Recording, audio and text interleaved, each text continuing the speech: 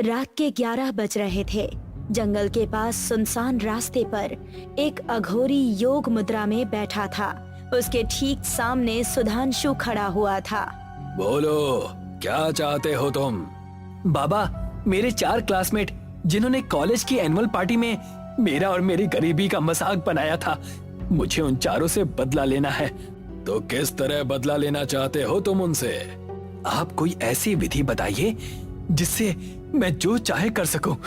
लोना चमारिन, सिर्फ उसी की साधना से तुम वो सब कर पाओगे जो तुम चाहते हो। ये लोना चमारिन क्या है?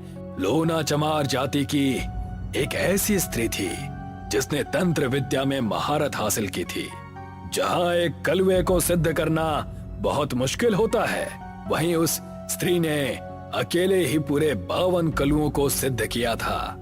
इसीलिए लोग उसे देवी के रूप में मानने लगे और अब उसको सिद्ध करके अपनी कामनाओं को पूरा करते हैं। फिर तो मैं उसे ही सिद्ध करूंगा। मुझे बताइए कि मुझे क्या करना होगा। अघोरी ने अब सुधांशु को पूरी विधि अच्छे से बताई और उसे पूरा करने का सुधांशु ने मन बना लिया। 2 दिन बाद अमावस्या की रात आई। अंधेरा अपनी चरम सीमा पर था। सुधांशु जंगली इलाके की ठंडी जमीन पर पूर्व दिशा की तरफ मुंह करके बैठा हुआ था। उसने सबसे पहले तेल का दिया जलाया, फिर एक बड़ी थाली में 3 लड्डू, 1 मीठा पान, 2 लौंग, 2 छोटी इलायची और 7 तरह की मिठाइयाँ रखी। उसके बाद योग मुद्रा में बैठकर लोना चमारी के साबर मंत्र का जाप करने लगा। उसने काफी देर बैठकर साबर मंत्र पढ़ा और फिर उस थाली को उठाकर वहाँ से थोड़ा दूर ले गया। उसने अपने घर के पीछे बने खाली सुनसान मैदान में उस थाली को रख दिया और फिर अपने घर की तरफ बढ़ने लगा। जैसे ही पीछे से आवाज आई तो वो डर गया। हे भगवान, ये आवाज किसकी है? नहीं, विधि के अनुसार मैं पीछे मुड़कर नहीं देख सकता। वो अपने कदमों को तेज तेज बढ़ाने लगा।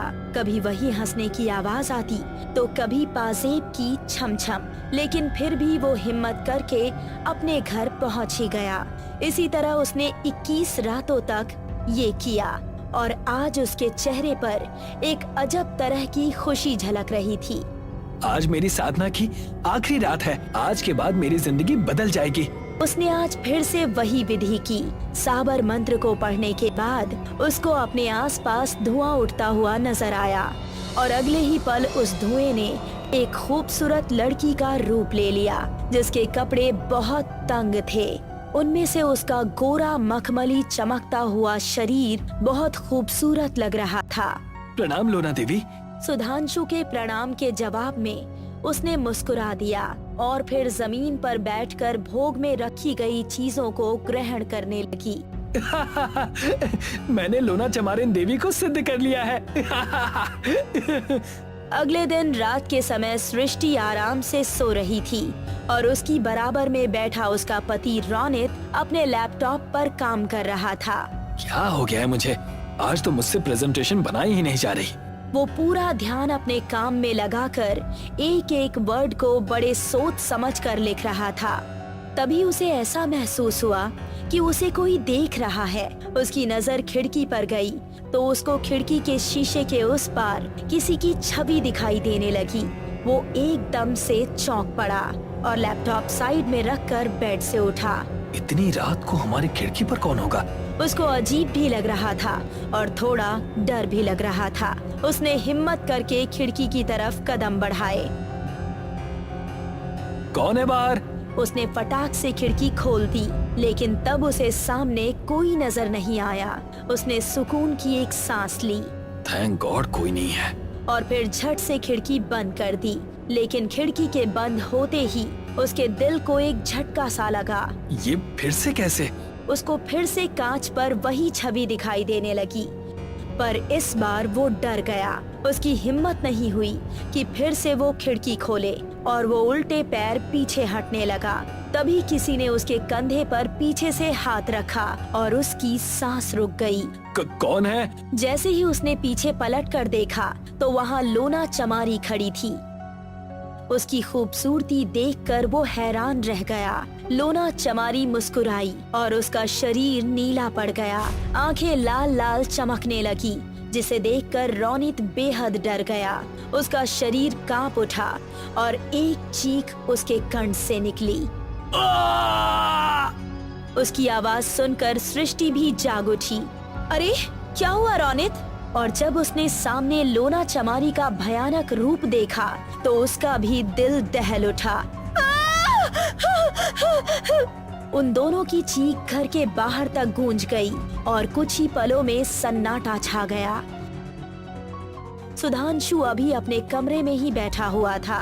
पता नहीं लोना ने काम किया है या नहीं, देर तो काफी हो चुकी है। उसने घड़ी पर नजर डाली तो रात के 12 बज चुके थे। तभी उसके कमरे में अजीब सा धुआं उठने लगा और जमीन पर बहुत सारा पैसा आकर जमा हो गया। अरे वाह, इसका मतलब है कि लोना चमारी ने अपना काम कर दिया। वो इतनी सारी दौलत देखकर बहुत खुश हुआ। फिर उसने वही भोग में रखने वाली चीजें एक बड़ी थाली में रखी और उसको अपने घर के पीछे वाले जंगल में रखने चला गया। अब इसे रखकर चला जाता हूँ, कल तो पूरे दिन शॉपिंग करने में निकालना है। वो अब वापस अपने घर की तरफ चल पड़ा। कुछ देर बाद उसको अपने पीछे से पायल की छम छम सुनाई देने लगी, लेकिन उसने पलट कर नहीं देखा। अगली सुबह पहले उसने ढेर सारी शॉपिंग की और उसके बाद उसने सोचा, एक बार रोनित के घर भी जाकर देख लेता हूँ कि क्या हाल है। लोना चमारी ने उन्हें कैसी मौत दी है, ये तो देखना ही चाहिए। ऐसा इरादा करके वो रोनित के घर चला गया। वहाँ उसके घर के आसपास काफी भीड़ जमा थी। अरे भाई साहब, क्या हुआ है यहाँ पर? बहुत अजीब घटना घटी है। रोनित और उसकी बीवी सृष्टि कल रात रहस्यमय तरीके से गायब हो गए और उनकी तिजोरी भी खाली है। पुलिस भी इस बात से हैरान है कि कोई आया और उन दोनों के साथ उनकी सारी दौलत भी ले गया और हम पड़ोसियों को कुछ पता ही नहीं चल सका। ये सुनकर सुधांशु अपने मन में सोचने लगा, अगर लोना चमारी ने उन दोनों को मारा नहीं तो कहाँ रखा होगा? उसके दिल में एक अजीब सा सवाल उठ रहा था। उसने घर जाकर वापस से वही भोग लगाने वाली चीजें एक बड़ी थाली में रखी और उनको फिर से जंगल में रखाया। फिर उसने घर आकर काफी देर तक लोना चमारी का साबर मंत्र पढ़ा और वो उसके सामने प्रकट हो गई। कहो, आज क्या चाहिए तुम्हें? उसकी बात सुनकर सुधांशु के चेहरे पर शैतानी मुस्कुराहट छलक आई और उसने अपनी इच्छा जाहिर की। कुछ देर बाद नितिन और अन्वेषा अपने कमरे में आराम से सो रहे थे। तभी उनको ऐसा लगा कि उनके बेड के नीचे कोई है और वो जोर जोर से बेड को पीट रहा है। वो दोनों चौंकते हुए जाग उठे। कौन है? धम धम की आवाज और तेज हो गई। ऐसा लग रहा था कि कोई बेड के नीचे बैठा ऊपर की तरफ हथौड़े बरसा रहा हो। उन दोनों ने हिम्मत की और एक साथ नीचे झुककर देखा तो नीचे कोई भी नहीं था और वो आवाज भी आनी बंद हो गई थी। ऐसा कैसे हो सकता है? नीचे कोई तो है, फिर बेड को कौन पीट रहा था? मुझे तो खुद यकीन नहीं हो रहा, मैं क्या बोलूं? तभी उन दोनों के हाथों के ऊपर खून की कुछ बूंदें टपकी और वो लोग सन्न रह गए। उन दोनों ने एक साथ ऊपर नजरें उठाकर देखा तो लोना चमारी अपने भयानक अवतार में किसी छिपकली की तरह छत से चिपकी हुई थी, जिसकी जीभ से खून टपक रहा था। ये मंजर देखकर उन दोनों का गला सूख गया। वो कुछ करते इससे पहले ही वो धम से उन दोनों के ऊपर आ गिरी। कुछ ही देर में उनके घर की सारी दौलत भी अब सुधांशु के पास आ गई। वो बहुत खुश हुआ, इतना खुश कि उसकी खुशी का कोई ठिकाना ही नहीं था। मेरे चारों दोस्तों की दौलत तो मेरे पास आ गई, लेकिन एक सवाल अभी भी मन में घूम रहा है कि लोना चमारी ने आखिर उनका किया क्या? तभी लोना चमारी उसके सामने प्रकट हुई और बोली, अब जल्दी से मुझे अगला शिकार भी बता देना, देर मत करना। वैसे एक बात तो बताओ, तुमने उन चारों का किया क्या? उससे तुम्हें कोई मतलब नहीं। तुम मुझे कल रात का काम जरूर बता देना। इतना कहकर वो गायब हो गई। अब तो मुझे किसी को मरवाना नहीं है और ना ही किसी की दौलत लूटनी है। अब तो बस हर रात लोना चमारिन देवी को भोग लगा दिया करूँगा। उसने रोजाना लोना चमारी देवी को भोग देना जारी रखा। कुछ दिन तक वो उसको नजर भी आई और अगला काम भी मांगती रही, लेकिन सुधांशु सिर्फ उसको भोग लगाता रहा। आज अमावस्या की रात है। आज की रात तुमको मेरे साथ चलना होगा। हाँ क्यों नहीं, चलो ले चलो। कहाँ चलना है? इतना कहते ही वो सुधांशु के करीब आ गई और कोई मंत्र पढ़ा। उनके चारों ओर धुआं ही धुआं छा गया और जब धुआं छटा तो वो दोनों एक गुफा के अंदर थे। अरे हम इतनी जल्दी यहाँ कैसे आ गए? कौन सी जगह है ये? ये है कामरूप स्थल।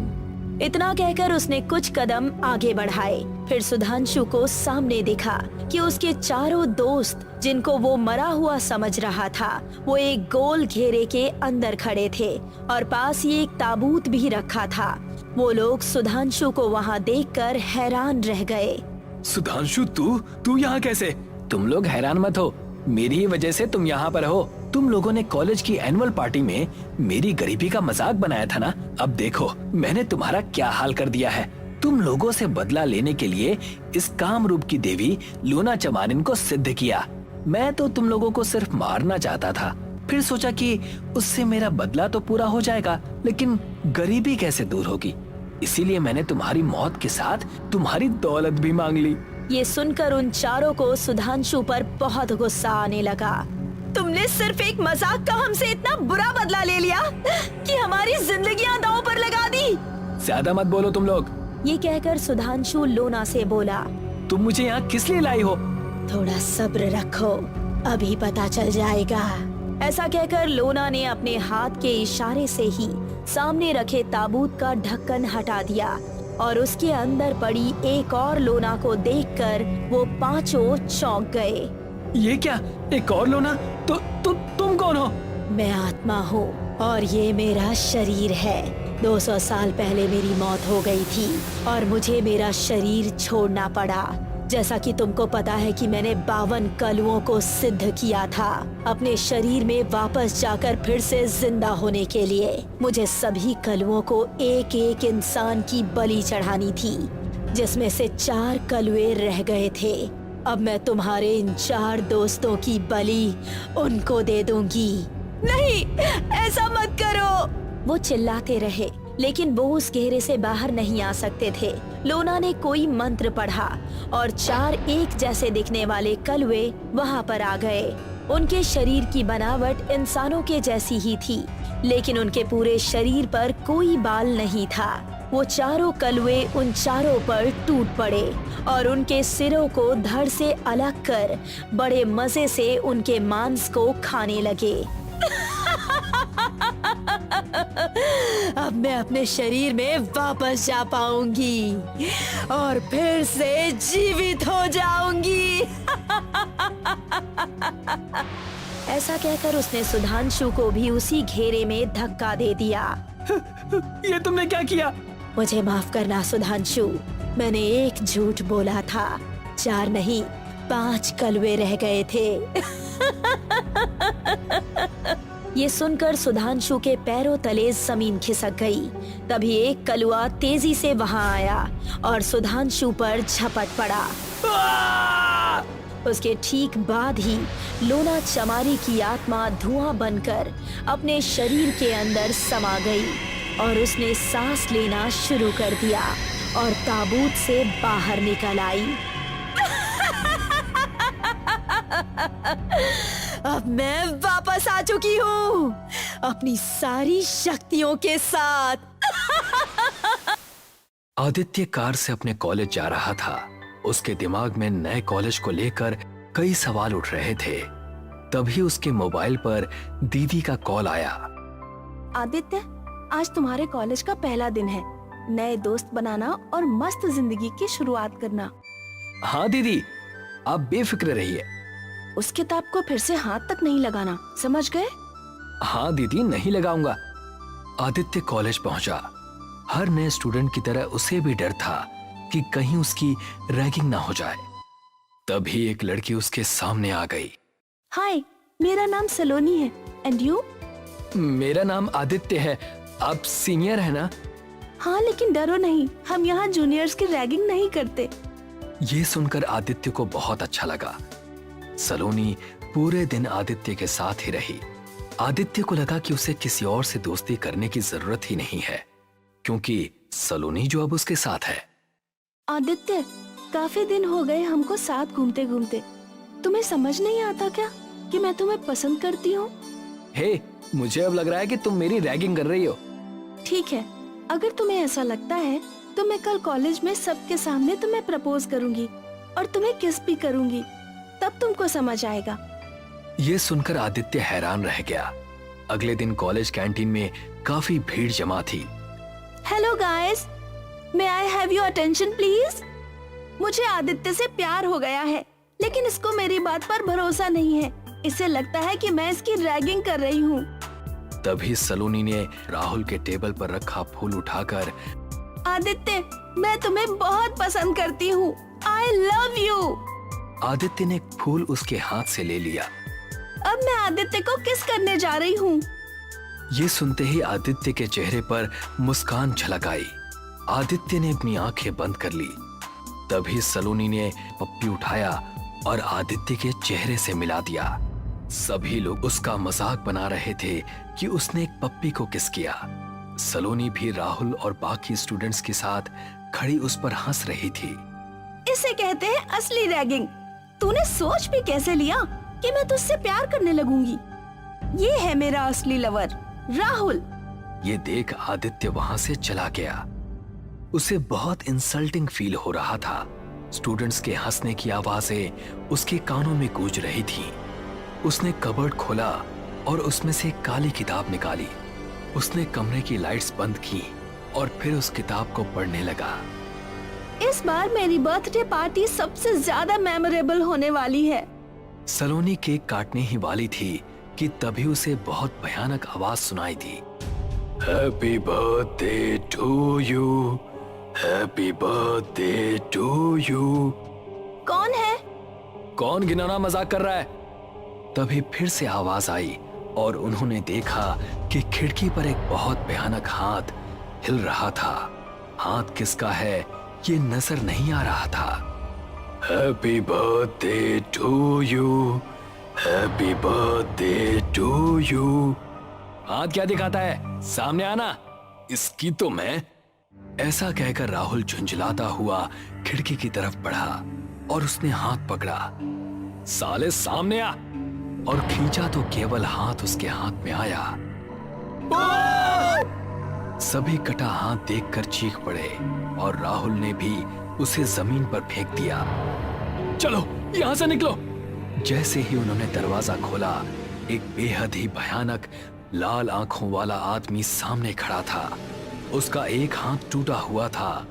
उस आदमी ने राहुल के बाल पकड़कर उसे उठाया। रैगिंग करना अच्छी बात नहीं है, उसे बहुत तकलीफ दी है तुमने। अब होगा असली सेलिब्रेशन। ऐसा कहकर वो राहुल को घसीटकर केक के पास ले गया। फिर उसने छुरी उठाई। Happy birthday to you. फिर उसने राहुल के पेट के अंदर वही छुरी घोंप दी, जिसे देखकर बाकी तीनों की चीखें निकल गई। अरे सभी डर गए, अभी तो असली सीन बाकी है। आ जाओ प्यारे पक्षियों। उसके ऐसा कहते ही कई चमगादड़ अंदर आ गए और राहुल के शरीर पर चिपक गए। सलोनी, प्रीति और प्रेम तीनों के डर का अब कोई ठिकाना नहीं था। प्रीति जल्दी से मेरे पीछे आओ। प्रेम और प्रीति कार में बैठ गए। सलोनी, तुम्हारे लिए कार में कोई जगह नहीं, तुमने उसकी रैगिंग की थी, हमारा उससे कोई वास्ता नहीं है। ऐसा कहकर प्रेम ने कार आगे बढ़ा दी। अब सलोनी पैदल ही वहां से ऐसे भागी कि अपने घर पर आकर ही रुकी। घर में घुसी और कमरे में बेड पर जाकर बैठी। वो डर से थर थर कांप रही थी। सलोनी, सलोनी। उसे वही भयानक आवाज सुनाई दी। हाँ! मुझे छोड़ दो। घबराओ नहीं सलोनी, मैं आदित्य के हुक्म के बिना कुछ नहीं कर सकता। अगर वो कहेगा तो मैं तुम्हें मार दूंगा। मुझसे गलती हो गई, मुझे आदित्य के साथ ऐसा नहीं करना चाहिए था। अगर अपनी जिंदगी चाहती हो तो मना लो उसे। हो सकता है वो मुझे मेरी दुनिया में वापस भेज दे। सलोनी ने आंखें बंद की और बहुत जोरों से चिल्लाई।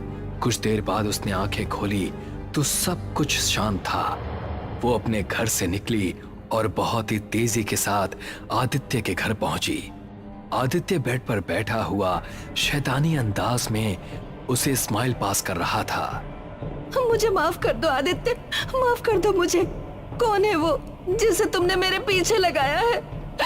उसने तो राहुल को भी खत्म कर दिया है और मुझे भी जिंदा नहीं छोड़ेगा। मैं बचपन से ही बहुत गुस्से वाला लड़का था। मेरे एरिया में लड़के मुझे बहुत परेशान करते थे। उनकी शैतानी से परेशान आकर मैंने काला जादू सीखा और इस किताब की मदद से उनको अच्छा सबक सिखाया। जब इसकी खबर मेरी दीदी को चली तो उन्होंने मुझे वहां से इस शहर में पढ़ने के लिए भेज दिया। लेकिन मैंने उनसे वादा किया था कि मैं इस किताब का इस्तेमाल कभी नहीं करूंगा और करता भी नहीं। लेकिन तुमने मेरी रैगिंग करके मुझे मजबूर कर दिया। फिर मैंने उस प्रेत को बुलाया और तुम दोनों के पीछे लगा दिया। ये सुनकर सलोनी के पैरों तले जमीन निकल गई। उसने आदित्य से बहुत मिन्नतें की, लेकिन वो शैतानी अंदाज में हंसता रहा। सलोनी अपने घर वापस चली गई, लेकिन अब वो प्रेत हर जगह सलोनी को नजर आने लगा। आखिरकार उसने एक फैसला लिया। एक दिन कैंटीन में काफी भीड़ थी। Hello guys, may I have your attention please? सभी उसकी तरफ देखने लगे। कुछ दिन पहले मैंने आदित्य को प्रपोज करके उसका मजाक बनाया था, उसकी रैगिंग की थी, लेकिन अभी मैं बहुत शर्मिंदा हूँ। ये सुनकर आदित्य ने उसकी तरफ देखा। वो आदित्य के सामने आई और बोली, मुझे माफ कर दो आदित्य, मैं असल में तुमसे प्यार करने लगी हूँ। I love you Aditya. सभी स्टूडेंट्स ये देखकर हैरान थे। उन्हें समझ नहीं आ रहा था कि अचानक सलोनी में इतना चेंज कैसे आ गया। इस पर आदित्य ने भी जवाब दिया, आई लव यू माई जान। फिर सलोनी आदित्य के साथ उसके घर पर आ गई। आदित्य, अब तो सब कुछ ठीक हो गया ना? आई लव यू माई जान।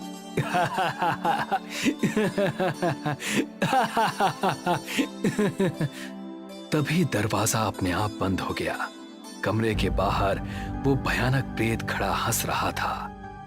आई लव यू कहा है, निभाना तो पड़ेगा ही।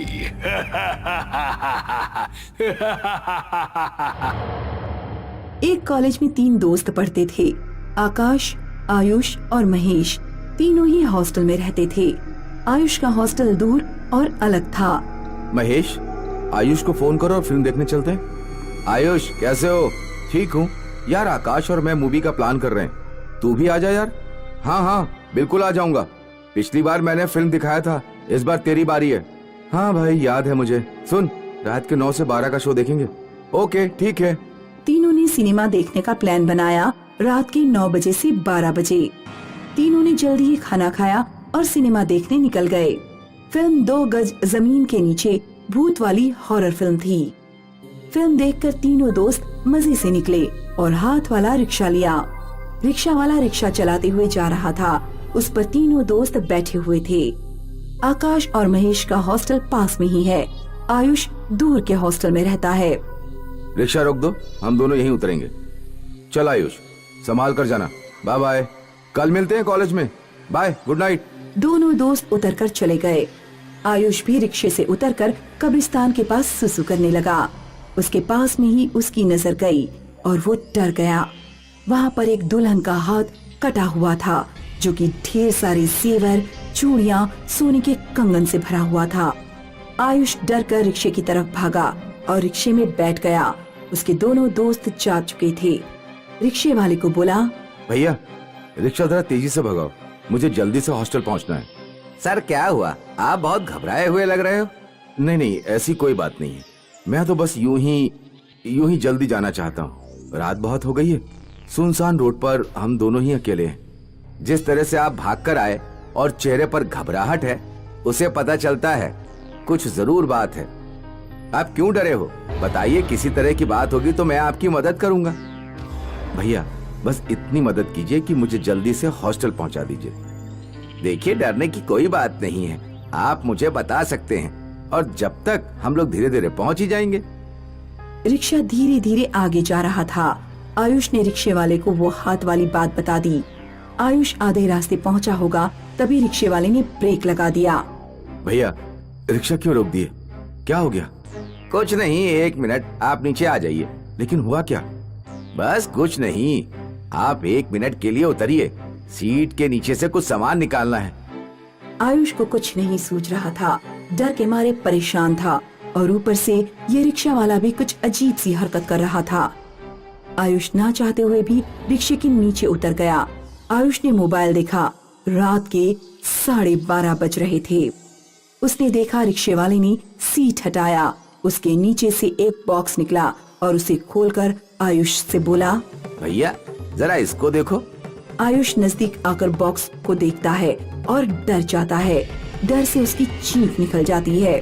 क्या ये वही हाथ है जो तुमने देखा था? रिक्शे वाले की आवाज गूंज रही है, चुड़ैल की तरह। आयुष ने देखा और वो तेजी से अपने हॉस्टल की तरफ दौड़ा। बहुत तेजी से दौड़ते हुए वो हॉस्टल पहुंचा। हॉस्टल के गेट पर वॉचमैन बैठा है। क्या हुआ? आप इतना परेशान क्यों हो? वॉचमैन, पहले गेट खोलो। हाँ हाँ, मैं गेट खोल दूंगा, लेकिन आप क्यों परेशान हैं? वॉचमैन ने दरवाजा खोल दिया और आयुष अंदर आया। वॉचमैन ने आयुष को एक गिलास पानी दिया। आप मुझे अच्छे से जानते हो, मैं 2 साल से यहाँ पर काम कर रहा हूँ। आप मुझे अपनी परेशानी बता सकते हो। अगर किसी तरह की प्रॉब्लम है तो मैं आपकी हेल्प करूंगा, कृपया बताइए। आयुष ने सोचा गेट बंद हो चुका है, अब वो पूरी तरह सुरक्षित है, इसलिए वॉचमैन को बताना शुरू किया। मूवी देखने के बाद एक रिक्शा लिया, मुझे जोर से पेशाब लगी। रिक्शे से उतरकर एक जगह पर मैंने पेशाब किया। वहाँ पर एक दुल्हन का हाथ था जो कि कटा हुआ था, मेहंदी लगी हुई, सोने चांदी से सोने के गहनों से भरा हुआ वो हाथ मुझे दिखाई दिया। उसके बाद रिक्शे वाले को मैंने ये बताया। रिक्शे वाले के पास भी सेम वही हाथ दिखाई दिया। इसीलिए मैं भागा भागा जल्दी से हॉस्टल आया, क्योंकि वो लोग भूत हैं। बस इतनी सी बात है। ओके, कोई बात नहीं, आप जाइए, आराम कीजिए। आयुष जाने लगता है, तभी वॉचमैन पीछे से बोलता है, जरा 1 मिनट इधर देखिए। आयुष पलट कर देखता है, वॉचमैन के हाथ में वही हाथ है जो कि दुल्हन का कटा हुआ हाथ था। क्या यही हाथ था? आयुष हॉस्टल के अंदर में न जाकर बाहर की तरफ भागा और एक नाली में जाकर गिर गया। आयुष की आंख खुली तो देखा कि वो एक हॉस्पिटल में है। उसके आसपास उसके मम्मी पापा भी हैं। डॉक्टर अंदर आया, उसके साथ एक नर्स भी थी जो कि हाथ में ट्रे लिए हुए है। ट्रे कपड़े से ढका हुआ है। कृपया आप लोग बाहर जाइए। आयुष का चेकअप डॉक्टर ने किया। आप बिल्कुल ठीक हो, बस कमजोरी सी है। लेकिन आपके चेहरे पर इतना पीलापन क्यों है? क्या हुआ है आपके साथ? जब आपको यहाँ लाया गया था तो आप पूरी तरह से कीचड़ में भरे हुए थे। आखिर ऐसी क्या बात हुई थी? मुझे वो हाथ से डर लगता है, दुल्हन का हाथ। आयुष ने डॉक्टर को वो सारी बात बताई जो पिछली रात उसके साथ घटी। डॉक्टर ने नर्स की तरफ इशारा किया। नर्स आ गई, ट्रे के ऊपर से कपड़ा हटाते हुए। क्या ये वही हाथ है? जरा देखिए तो। आयुष ने देखा और वो बेहोश हो गया। अचानक से दोनों डॉक्टर और नर्स गायब हो गए। महीने बाद उसके माँ बाप आयुष को लेकर परेशान हैं। वो पागल सा हो गया है। तभी आयुष का मामा एक साधु को लेकर उसके घर आता है। साधु ने आयुष को देखा। इस पर चुड़ैल का साया है जो इसे जान से मारना चाहती है। साधु की बात सुनकर आयुष के माँ बाप डर जाते हैं। आखिर क्या वजह है और इसका इलाज क्या है? इलाज तो है, इसके लिए हवन करना पड़ेगा, जिससे पता चलेगा कि इसके पीछे कौन है और किस वजह से है। साधु ने हवन किया और चुड़ैल से बात की। आखिर वो आयुष के ऊपर क्यों है? इसने मेरे कब्र के ऊपर पेशाब कर दिया। एक तो मैं शादी के दिन ही मर गई, और ऊपर से इसने मुझ पर पेशाब कर दिया। अब मैं इसे मारकर इससे शादी रचा लूंगी और फिर हम दोनों सातों जन्म तक साथ रहेंगे। ऐसा हरगिज नहीं होगा, मैं ऐसा नहीं होने दूंगा। ये नादान है, इसे माफ कर दो और छोड़ दो, वरना तुम्हारी आत्मा को मैं बोतल में कैद कर लूंगा। मैं माफी वाफी कुछ नहीं जानती, मैं इसे अपने साथ लेकर जाऊंगी। फिर साधु ने उससे बहस करना ठीक नहीं समझा और अपने मंत्र के बल पर उसे अपने कब्जे में ले लिया और बोतल में बंद कर दिया। इसके बाद जिस जगह पर आयुष ने रात में पेशाब किया था, वहाँ साधु के साथ जाकर उसने फूल मालाएं चढ़ाई और अगरबत्ती से पूजा पाठ की। तब से आयुष अब ठीक है। यत्र तत्र सर्वत्र मूत्र विसर्जन ना करें। धन्यवाद।